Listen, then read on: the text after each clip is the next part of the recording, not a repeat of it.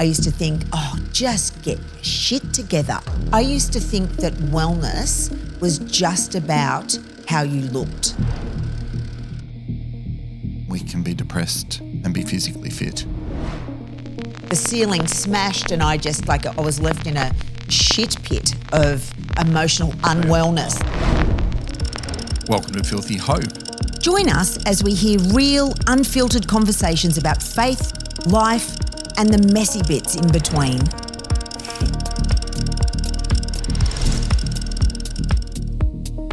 Welcome back to Filthy Hope. This is a radically honest conversational about faith in the grey spaces of life. We are going to be talking about grit and grace. We're going to be talking about faith and hope. We're going to be talking about all the hard, tricky stuff.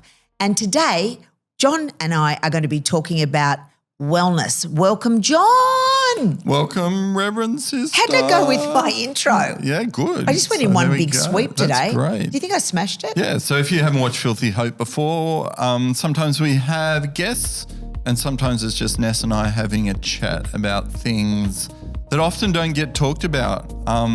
Then today we want to talk about wellness and well-being and what does that actually mean to flourish in life as people?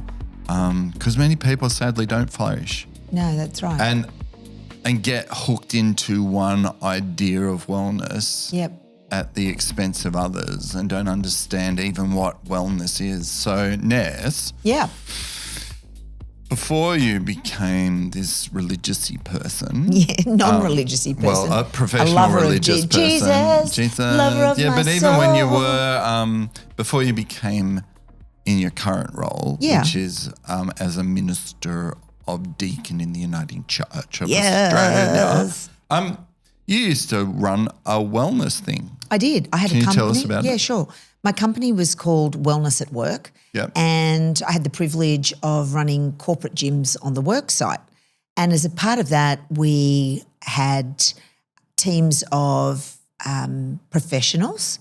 We had medical professionals, had a physio, we had a chiro, we had And I think PTs. that gets to our first myth, that wellness is just about our physical wellness. Yeah, it is. Because we often think about, we go to the doctor because we're not well. Yeah, yeah. And illness is that. And then to fight illness, we've got to be physically fit. Yeah. And that is definitely a part of wellness. But you had all these great things.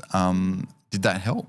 Yeah, it did. Definitely helped with physical well-being, and I think it helped with the well-being, the mental health and well-being of the corporation, and the corporate culture of wellness in the space was absolutely an integral part of how that pharmaceutical company did what they did. They put a lot of energy into Caring for their people. Absolutely, and I believe that they really did care for And their if people people. are well, Yeah. strange enough, we do well. Yeah, absolutely. That's we right. work well. Yeah. We function well. Yeah. So wellness, there's this myth that, it's either physical wellness and then we might stretch it to mental health. But there's actually more to wellness. And because you didn't just care for people physically, run gym sessions and stuff like that. No. It was interesting. There was all these different parameters that we could measure wellness in the gym space, the corporate gym space. So if you think about the physical parameters, we could look at body fat, we could look at blood pressure, we would look at strength and flexibility measurements, we would look at postural health and well-being, we would look at your MVO2 max, so that is your lung function, how fit you are.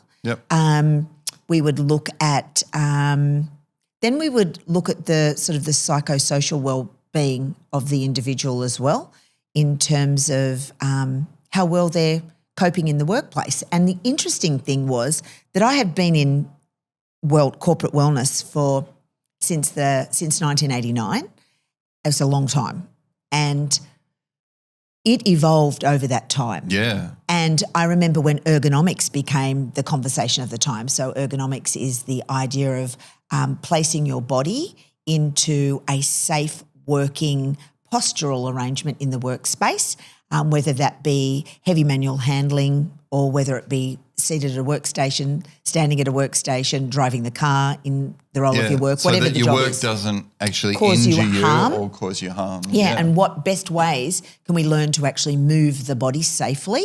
And then we've seen the whole evolution of work health and safety. Yes, that's right. And even in that space, because I was chair of work health and safety in the school that I was in for a while, we saw that evolve from, ergonomics and making sure there weren't trip hazards and stuff that, to then start to talk about mental health. Yeah, that's right. And relational health, as you said. Yes. So physical health does help us with our mental health. Yeah, definitely. We've seen a link to that.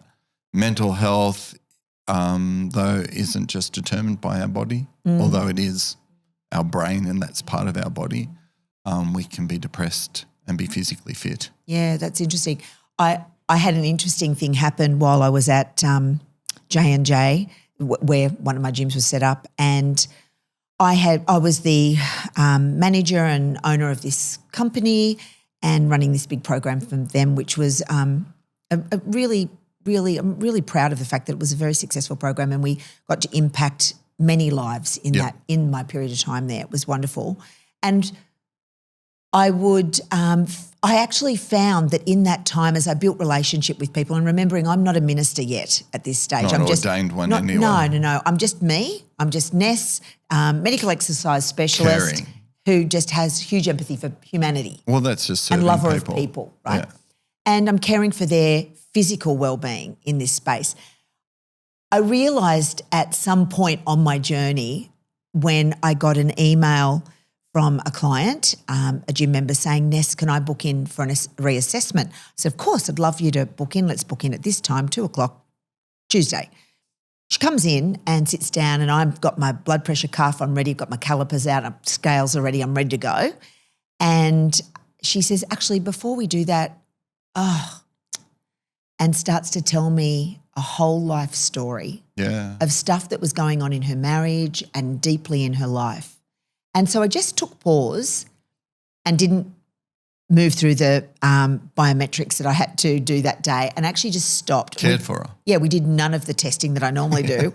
I just started listening to her story. And that's, I think, the important thing that we want to, if you're watching or listening, there are these great, now we've seen this evolution of wellness into a more holistic sense that well-being and wellness is now part of schools. Yeah. It's a part of workplaces, and it's not just about physical space or even just psychological. It's about us as people. It was interesting, John. I realised that my role as medical exercise professional involved this caring role of compassion for the people. Whole person outside just their physical body or their workspace. Yeah, correct. And I recognised this after many, many years, and one of the bosses came up to me in one of the gyms and said to me, Ness, I just wanted to get a pulse on what's happening here in my community, in the workforce. I said, what do you mean a pulse? He said, I know that you know all the things, you hear all the things. And I knew so many bits of information. So you were like that bartender on the movies, that stereotype where people come to you, or a hairdresser, or, many people who have these service roles where you on one hand seem to be serving a physical or something need or physio or something. I was being paid to do this. But at the other time, people are also coming to you to talk and to share who they are. And I remember saying, actually, people are sad, and I was able to say why people were sad in a broad brush stroke without mentioning any names. And I realised that I actually had a role that was highly confidential, which I'd been practicing for many years because all people's biometrics, medical information is highly confidential. So I was really good at maintaining that information. And you weren't contravening anyone's privacy because you were still keeping what they said to you as 100%, confidential and who 100%. they were. He just wanted But to know you sharing the patterns, the that pattern you of what I start to was see. hearing. Yeah. And I knew that there was sadness because of some stuff that was going on in the company. And I was able to share that, and I'm hoping that was quite helpful. Yeah. And led them culturally on a path, hopefully, you know.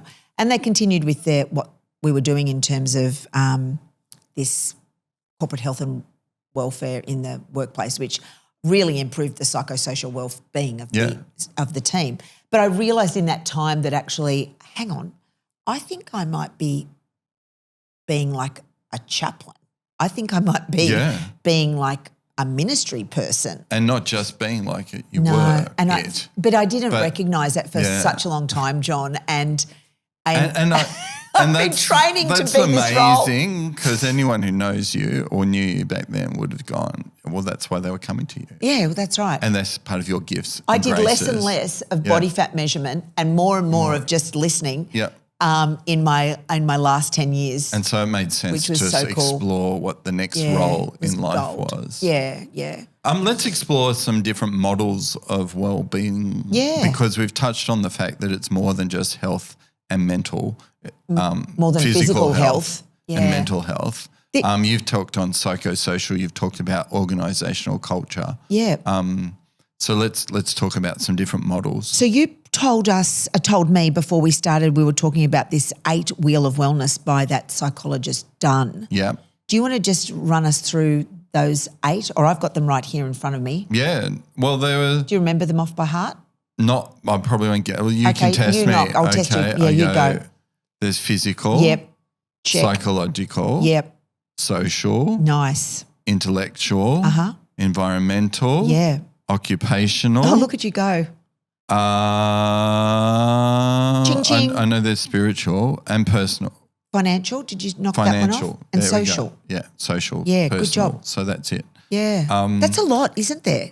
And it's great because it maps the realization that we are a whole person, and it's an integrated and complex dynamic in life. And that well-being, if we don't understand the complexity of our well-being, our whole self, then we can be chasing one aspect. It's not just about Monjaro. Thinking that we're going to be well. Yeah, that's right. Because we've lost the weight or we got super pumped. Yeah. Or, we've been on a meditation retreat and we're like super peaceful and calm. Yeah.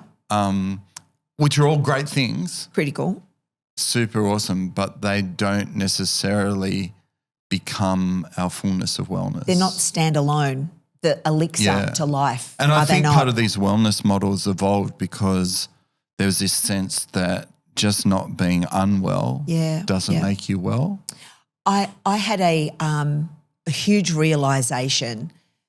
I used to, in my early days as a exercise professional, and I was super young and super trim and in top shape, I used to think that the women, the mothers that used to come to my classes who'd had babies, I used to think, oh, just get your shit together.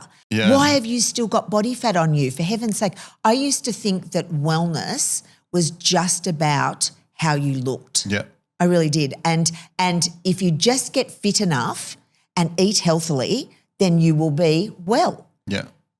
It wasn't until I had my own physical struggle with my heart issue, my SCAD, I had a huge, and I think I came crashing and burning, not just from physical but emotional and psychological, because I had placed all wellness in the physical bucket. All your wellness eggs in one basket. Yeah, I had, John, absolutely. And then when the super fit athletic person, which was me at the time, at 48, couldn't exercise. Yeah, my heart exploded. Yeah. Like, what the fuck? My heart? Yeah. I was super fit. Yeah. I had an extraordinary MBO2. So not only could you not be fit physically because you were ill. Yeah, right. Physically ill. Yep. But then it shattered your worldview. On wellness. Yeah. On wellness, completely. It just like the ceiling smashed and I was left in a shit pit of emotional unwellness. Unwellness. Yeah. But And that was then a you're part of able the to- healing of understanding that's a bigger than growing that. that actually, there's more to wellness. It's bigger than body fat and muscle And so strength. let's unpack some of these things Yeah. just quickly. Yeah. So Where do you physical wanna makes start? sense. Yep. Because that's our bodies. Intellectual, Yeah. that's what's Critical that? Critical thinking and being able to think well. Curious. Curious, Having learning. open mind. Open-mindedness. Ongoing learning. Ongoing learning. So you just got a healthy mindset and reading. thinking How can we do ability. that? By reading, expanding our... Doing courses, learning. Yeah. Okay, so intellectual. Yep. What about We've got financial? Financial isn't being rich. No. Just having enough. And being able to afford enough in your life that allows you to live well. And I think we can get that wrong, can't we? By always striving for the good life. I'll be happy when. Yeah. And so therefore I'm going to work and bust my ass a little bit harder to have more money so I can buy the next thing, to have the bigger house, the faster car, all the shit that we think is going to make us happy. Yeah. That can screw up our financial well-being, I Well, think. because often then we stretch ourselves. Yeah. You know, high mortgages to have a better Yep. house and chase the better job. Pressure on your relationships. Pressure on your relationship because you've got to have more money. Yep.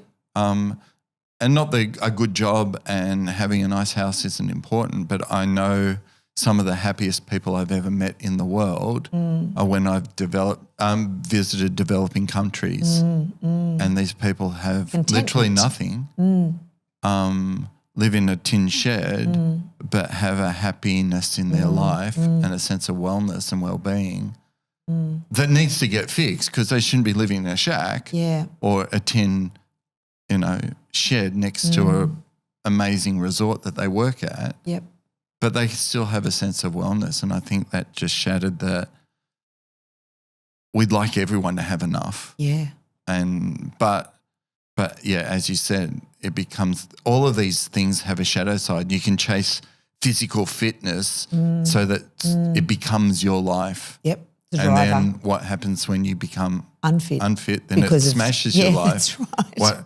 You can chase spiritual or this financial wellness that I'm going to have the best stuff. Yeah, and that'll make me happy. I'll be happy then. I'll be happy then, but you never get then because there's always more that you next can thing. get. That's right. Intellectual wellness, you can try and be. I'm going to have 5 PhDs. Yeah. And then I'll be happy. I'm going to be so smart. Yeah.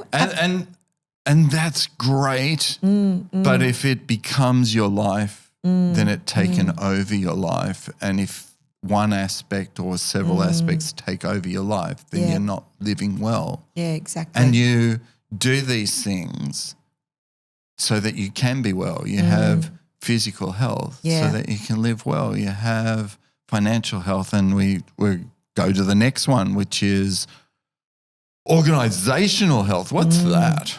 Occupational health.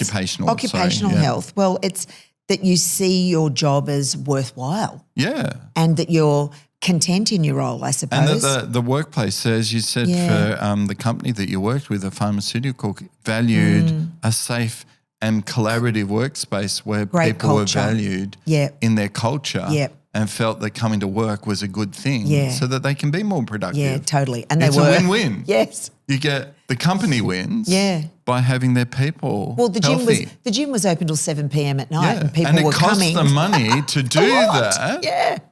But in the end, they still get more money because they've got happy, more healthy out of their employees. people. That's right. They're more and they're productive. content. That's right. And I think that's what we're looking at. Wellness helps us be our best self when we're fully well, or we've got a sense of wellness even when parts of our life aren't well, like when we can be physically unwell, but when we're open to, say, social wellness, we've got a supportive, loving family and our people are all coming around us.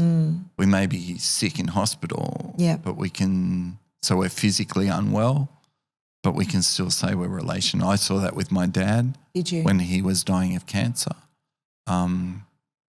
He was dying. Yeah. It wasn't going to end well. No. But in that time, we were able to have an amazing relationship, and my school allowed me time off that I needed to prioritize that relationship. That then I was well in my mental health as well. So when he died, I was sad and I grieved, but I wasn't destroyed. You're prepared. I was at peace. Yeah, I was that's well. powerful. It was well with my soul. But that is a very positive culture that you were working in the school space. And I saw it over the time there that it became even more as we took on a model of wellness. Yeah. Have we missed anything? Yep, environmental. Well, you've talked about that. Safe place to thrive. And but we've seen that evolve too. So as a work health and safety person at my school and being a chair for a while, it was all about ergonomics and stuff, but it's actually about psychosocial welfare, not being a threatening place, bullying and harassment being not a thing, having policies around that, having then proactive stuff. And I think that's the key why people have been chasing these models is to understand how people can fully flourish. Yes. Because flourishing is not just being unwell. No. You being not unwell doesn't make you well. Correct. And you saw that even, I think, when you were doing physical stuff. Yeah. People could be not physically unwell, but you were looking for an optimal band. Yeah, that's right. That they're at there their are healthiest. There's these measurements. As opposed to being healthy, just sort of healthy. Yeah. You're looking just for people to be looking optimal. Healthiest that they can be. Yeah. In that space. It's funny, that always striving for the next thing, and I would see that in the physical health space because people would become obsessed. Yeah. And gym junkies, that's where that expression comes from, become obsessed with it. Like we could become obsessed with any of these things, couldn't we? I've the older I've got, and I'm not a gym instructor anymore, I've really enjoyed ongoing education. Yeah. And I've just got a new piece of paper. Yep. It just came in the mail not long ago, and I've just had it framed and it's on my wall. And I'd had a Post-it note sticking on my wall for 3 years saying, Masters of Theology coming soon to this place soon. Yeah. And I'd look at it when I'd feel like I needed a bit of a boost of energy. Come on, Ness, you can pump out another 1,000 words. And I think, I'm going to have that piece of paper hanging in that thing just not long away, Yeah. And it's hanging there now, and it's funny, as speaks into my personality type, I think, as well. And I look at it now and I go, I was really happy when that bit of paper came, but now I'm going, but you're more happy that you next? achieved something. I am happy that I achieved it. I'm really happy. But you know where the healthy piece comes? The striving. Well, I don't know if striving's a good or a bad thing. It probably, it achieved a great outcome for me, and I got to really expand my brain. Yeah, and I've loved the learning. It's been amazing. But it's actually watching then in my workplace, watching how I've been able to use that critical thinking and that knowledge in the work that I do. Again, the good things that we do should help us live well, relate well, and be well. And that makes me more excited than the bloody bit of paper on the wall. Yeah. To see the outplaying of that, right? Yeah. And that makes me feel well. Yeah. Yeah. And there's a guy, Martin Seligman, got to meet him actually. He's a super famous person. Psychologist. If you're in sorry, pardon me. He helped start something called positive psychology. Positive psychology wasn't about being positive. It was about looking at illness is the negative spectrum and just not being unwell, whether it be mentally or physically, isn't enough, that we actually needed to focus also on the positive spectrum of flourishing. How do people flourish? How do we learn from them that we might then put those things into practice? And I think that's a key thing in all of these things, like your gym, is that we have to practice, like the learning. You have to strive to learn. Yep. You can't just get it. No. And even just getting it isn't the end of the story. No. But he came up with the PERMA model. So PERMA is PERMA. That's an acronym. Yep. Positive emotions. And Barbara Fredrickson did a lot of work on that, 10 big positive emotions like love, joy, peace, serenity, amusement, a whole bunch of stuff like that, hope. Sounds a bit Jesus-y. Well, that's why I think it goes really well with faith. Then Mahai Csikszentmihalyi, I probably didn't say that right and try spelling it, but he did work on flow where we get in that state where we have enough ability and we're challenged enough that we sort of lose track of time. We just at our best. This is a love great that? challenge. And if you have too much challenge and not enough ability, then you become stressed. And too much ability and not enough challenge, then you become bored. Yep. So flow is engagement. So P, positive emotions. E, engagement in life. When we're engaged, then we're living well. Yep. R for positive relationships that help us flourish, that lead us into being better people. Yeah, wow. M was meaning and purpose. So doing something meaningful that serves something bigger than yourself. And then A is sort of related sometimes. It's just accomplishment or achievement of big gritty goals where you have to actually work and push through challenges and obstacles. Yep. That you then have this great sense of not pride in that I'm better than anyone else, but I've done something good and worthwhile. And when that's linked to a meaningful thing, right.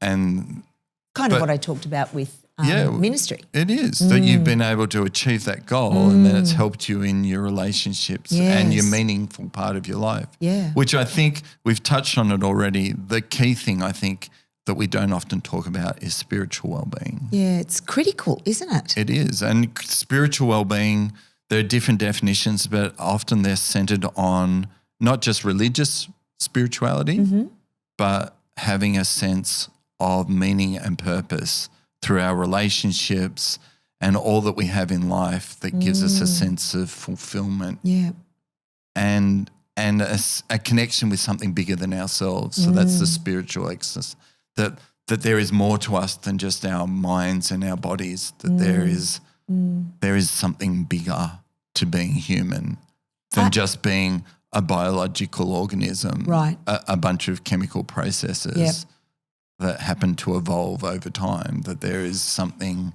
meaningful in our existence. I've met very few people in my entire life that didn't have a yearning for a higher being or purpose. Very few that have actually thought, when it's over, it's over. Yeah. Like I can count that on one hand. And this is the thing where you can be spiritually atheistic, because your sense of connection to others and living well, and this you sort of see secular humanism as a way of scaffolding people. But in religion, again, spiritual practices in themselves are not spirituality, and they're not spiritual health. Just like going to the gym isn't the purpose of going to the gym. You go to the gym to get your strength to grow and your cardiovascular. So that you can live well. That's right. You don't go to church for church purposes. No. You don't pray or read the Bible or go on a meditation retreat or meditate every day. Buddhist monks don't meditate so that they can be physically and mentally and spiritually well. They meditate as a part of their discipline that allows them to live out their spirituality, which is connected with the Buddha. But it can also, there is a byproduct of meditation that actually can make you physically well. They do, and they link lower together. Their blood pressure, it lowers their it's all holistic. Heart rate. Yeah, it's amazing. It's a whole body thing, right? And they help. But again, this holistic model, and again, Christianity is about connecting with God, who is the ultimate source of meaning and purpose. So if people go to church and are just religious, or worse, immoral, because we've seen morality take over. There was that dude in the 70s, Dr. Spock, yes, who just said, if we just got back to teaching kids about morality, that would fix their mental and psychological problems. But anything that becomes about rules and having to just do the do's, whether it be physical or social, or I've got to get the next car and the next thing, or I've just got to get more bits of papers, doesn't give you the fullness of life. And so spiritual well-being is this critical element. Being able to just relax into the fullness of humanity.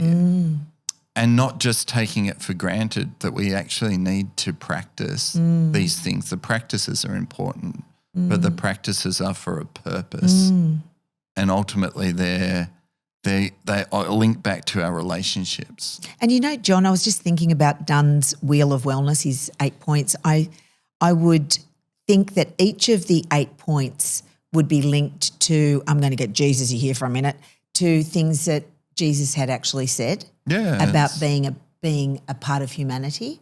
And I guarantee we could hook right into, we could do a sermon, an 8-week series on that, I'm sure. And Jesus' big question was often to people, your faith makes you well. He said to a dude who couldn't walk at one stage, this sounded like a really confronting question. Yeah. Do you want to be well? Yeah, I know that. Because he was standing by a pool hoping for a miracle. Yeah, he was sitting by a pool hoping for a miracle. Couldn't he get in? Lying. That's right. That's right. And he goes, but I can't get in. And when the angels stir the water and there's no one to help me. Yeah, but bruv, do you want to be well? and Jesus goes, do you want to be well? It's like, what? What? And part of that was, again, where was his social connections? Yeah. Because there was no one to help him get in. On the journey, there that's was right. no one, and his mindset then became trapped in, I'm defined by my unthinking. I mean, the story does end well. Yeah, it does. Because Jesus does help him to walk, but actually it's ultimately the restoration of relationship and a connection to that which allowed that to happen. Yeah. That our sense of spirituality, my Christian spirituality, I don't meditate for my well-being. I know it helps it. And hopefully I'm more patient and peaceful, and it does has physical lower my benefits. cortisol levels your blood and all pressure. that, and blood pressure. And heart rate. But it's actually about focusing, and just sometimes Christian meditation for me is just sitting in the presence of God and not having to do anything other than try and not focus on all that other stuff. Your list. My list, Yeah. my worries, my concerns, or even trying to do stuff for God, praying certain words, Yes. doing certain religions, is just sitting there In the and presence. going, God is here. Yeah. And I'm with God. And you know what? And I'm That's going to enough. distract myself enough by saying a mantra, but the mantra is just a tool to help me settle Keep you and hooked. in this great Yep. connection with that Yep. which is bigger than myself. Oh, love that. But even within that,